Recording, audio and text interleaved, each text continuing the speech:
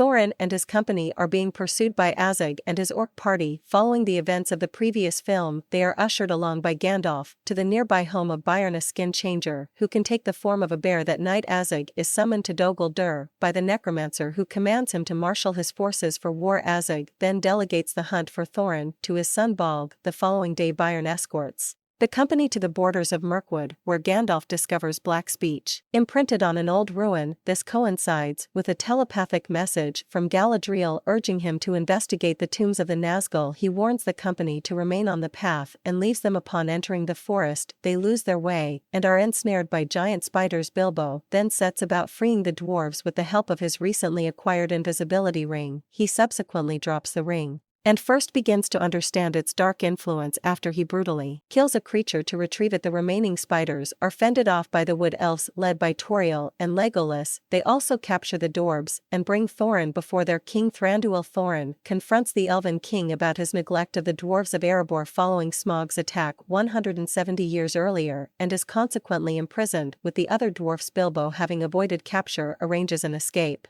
using empty wine barrels that are sent downstream while being pursued by the wood elves. They are ambushed by Bolg and his orc party, and one of the dwarves named Kili is wounded with a mortal shaft. They engage in a running three-way battle down the river, but ultimately the dwarves are able to escape both groups of pursuers. The Randa will then seals off his kingdom when an orc captive reveals an evil entity has returned and is amassing an army in the south, but Tauriel decides to leave and assist the dwarves, and Legolas goes after her. Meanwhile Gandalf and Radagast go to investigate the tombs of the Nazgul, which they find to be empty. The company is smuggled into Askaroth by a bargeman called Bard. Thorin promises the Master and the people of Lake Town a share of the mountain's treasure. It is then revealed that Bard is a descendant of the last ruler of Dale and possesses the last black arrow capable of killing Smaug. Kili is forced to remain behind, tended to by a few of the other dorms, as the remaining company receives a grand farewell. Meanwhile, Gandalf travels south to the ruins of Dol Guldur, while Radagast leaves to warn Galadriel of their discovery at the tombs of the Nazgul. Gandalf finds the ruins infested with orcs and is ambushed by Azog. The necromancer overpowers and defeats Gandalf and reveals himself as Sauron. Thorin and his remaining company reach the Lonely Mountain, where Bilbo discovers the hidden entrance. He is sent in to retrieve the Archon Stone,